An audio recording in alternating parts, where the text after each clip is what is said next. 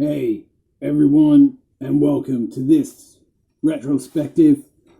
I've been wanting to talk about basketball for years. I just didn't get around to doing it, but today, gonna look back at this 90s cult classic, starring Trey Parker and Matt Stone. Now, they were in some movies before BASEketball. You had Cannibal, the musical, Orgasmo, and then of course they made it big with South Park. This came along, and then the South Park movie followed the year after, and South Park is referenced in this. And of course, basketball is referenced in Passion of the Jew. So, basketball is an interesting concept. The film is quotable. It is funny. It wasn't a huge hit. And it's by the director of The Naked Gun. It's got some schlock. It parodies sports films, so it's still got that hallmark, but it wasn't a home run. It was sort of let's say, a foul ball. You know, I could reference and pun all I want, but I just want to say it's definitely of its time. Like it's very 90s. It's got a great soundtrack. Yeah, many references to South Park. Trey does Mr. Garrison's voice and Cartman's voice. The character Kenny, little bitch, Squeak Scolari,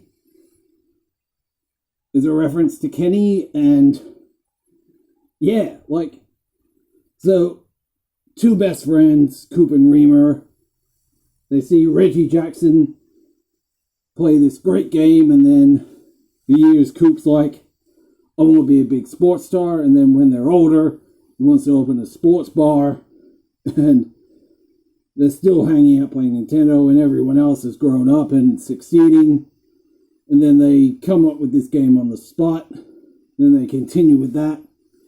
Then it comes into this global organization, and it's them living their dream. And then there's the competition. The best friends split up it for a bit, but they come back and they win the 5th Denzel Cup. Now the cast is rounded out with Yasmin Bleeth, who was on Baywatch, Jenny McCarthy, Rob Vaughn, rest in peace, Ernest Borgnine, rest in peace. You know, two classic actors. It was Robert's 100th film. And yeah, it's just really, really fun. And all the bonus features is great. You got outtakes, alternative scenes, bloopers. I think the music video, The Real Big Fish's Take on Me, is on the DVD. Can't remember, but yeah, that song was used in Series 5 of South Park when they go to Aspen. So it's sort of become the second theme, because it's in basketball, and then it was in season 5 of South Park. And yeah, South Park reference, basketball. So it's an important chapter of Trey and Matt's legacy. Of course, after the South Park movie, they gave us Team America, which was a smash hit. It was like the toughest film they ever did. They won't use puppets again. Hypocrite.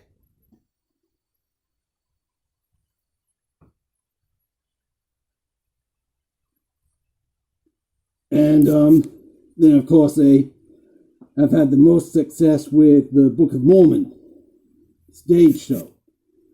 And that came about after the episode, the fanfare episode where they just quote, dum dum dum dum dum. Yo, Mr. Harris was dum dum dum, Mrs. Harris smart. And that became a worldwide, global, well, it was that big. It's out of the world. You know what I'm getting at. It was a huge success. And a couple of years ago, they celebrated their 25th anniversary. The new season's going on, and it would be good if they referenced this again.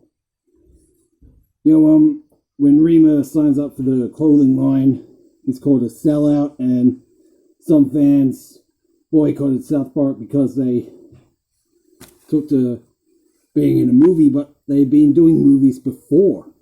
You know, Cannibal the Musical and Orgasmo, which, yeah, they're cult classics as well. Cannibal was a musical, so this is the only musical, well, non-musical they did. You know, sure, it's got Real Big Fish playing, so it's loosely a musical, but no big Broadway-style numbers. But yeah, it's got Real Big Fish playing a couple songs on it, and it's got the river dance scene with the football team. So yeah, great cast. It's quotable. It's entertaining. And I heard your mom's going out with Squeak. Scare you later.